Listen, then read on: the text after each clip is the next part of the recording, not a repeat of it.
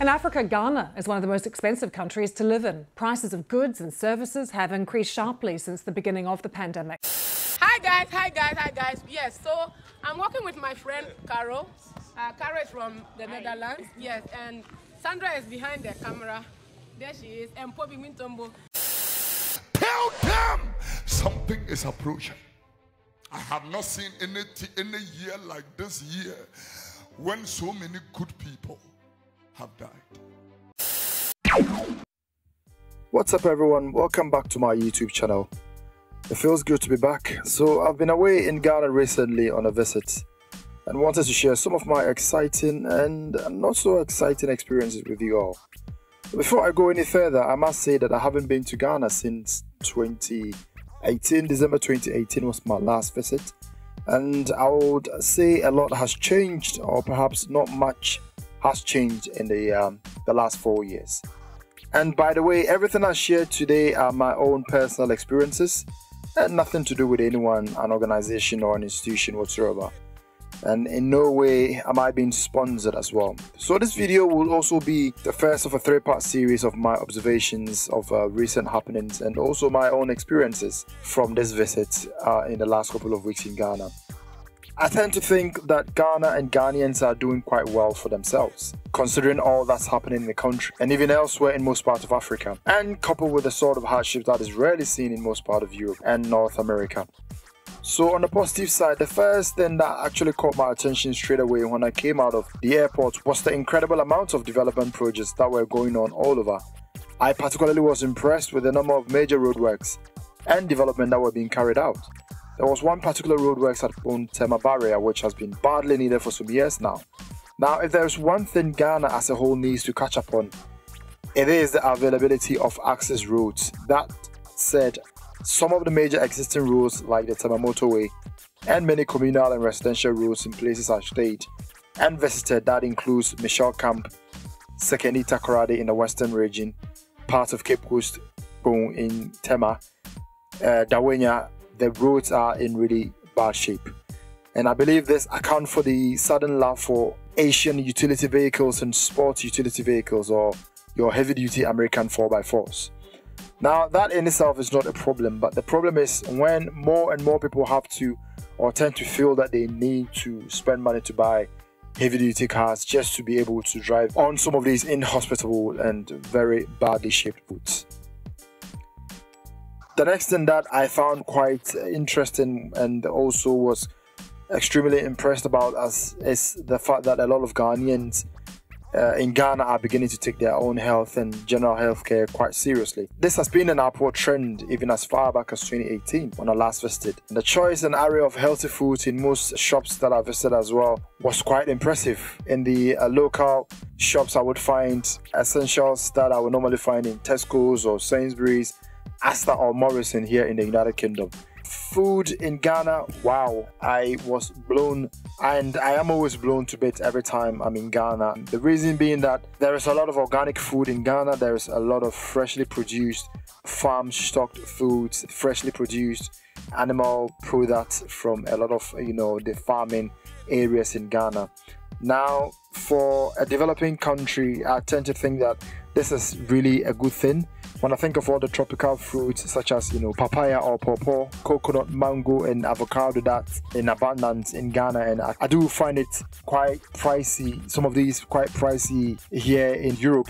For me to be able to see these products in abundance in Ghana got me really excited. Now, Ghana is not really the place for a lot of GMO or genetically modified foods or processed foods, but it is slowly catching up. It is slowly catching up in Ghana, and I have observed as well over the years foreign franchises such as McDonald's and Burger King have gone ahead to establish outlets in some parts of the country.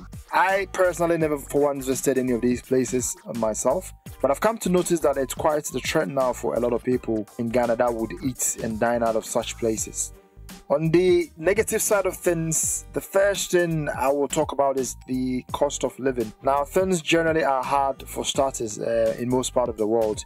And one big problem is the cost of living, and that has been spiraling out of control with inflation as well off the roof. There's a problem of no value for money in Ghana at the moment, and I think a lot of the average working Ghanaian men and women are reeling under this sort of pressure. Of course, there are many challenges. It's not just economically, it's the slow pace of development, the slow pace of quite a lot of things that I'll go on to discuss in subsequent videos.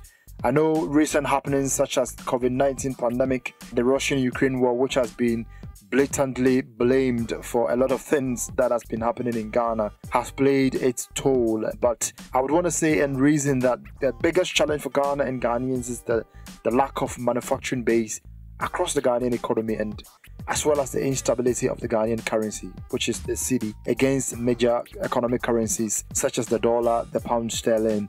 As a small country, Ghana imports nearly everything and rarely adds value to its own locally manufactured products. So if you ever were to find yourself in Ghana, I must warn you, things are quite expensive. General cost of living is incredibly expensive. Just be aware of this and know how to act and spend money accordingly. Now, the next thing I'm going to talk about is the current political climate or the political terrain. And if there are three major things in Ghana that people would follow passionately, it is football, religion, and politics. The current political climate in the country is one of uneasy tension. Past and current administrations in the last 2 decades have, well, tried to make major strides for the development of the country.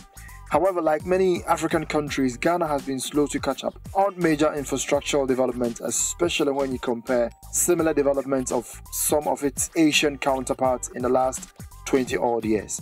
The two major political parties, the National Democratic Congress and the incumbent ruling party, the New Patriotic Party, have basically rotated and recycled themselves over the years on the stewardship of the country. There is, however, the general feeling of what I tend to think is anxiety and general unhappiness and the uncertainty of the times that we find ourselves in, amongst especially the young Ghanaian men and women and the larger population.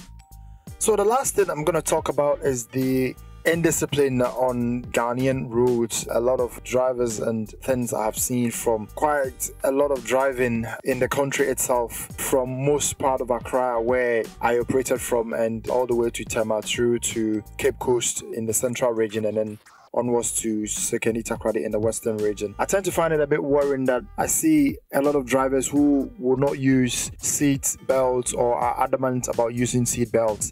And then there are those where you will see parents who would allow their kids in their vehicles with them without any baby seats or child seats.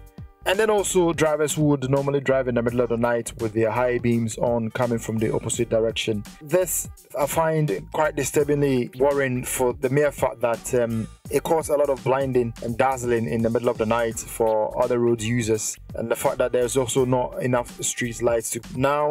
I saw a lot of drivers who brake check other drivers, especially trailers and heavy-duty vehicles or heavy transport vehicles. I saw drivers just zagging their way out of traffic. I saw drivers who would stop in the middle of the road to do some random things. And even on the motorway, you will see, or on the highways, you will see some really random things that will just blow your mind. But to a lot of people, this is the life they are used to. This is what they are accustomed to. So, of course, not many will find any of these or many of these things problematic in itself. But for anybody who's not lived in Ghana before, or for anyone who's been away for so long, you will find some of these things very, very wild and extremely interesting. So these are the few things I wanted to discuss with you today. Make sure to hit that subscribe button.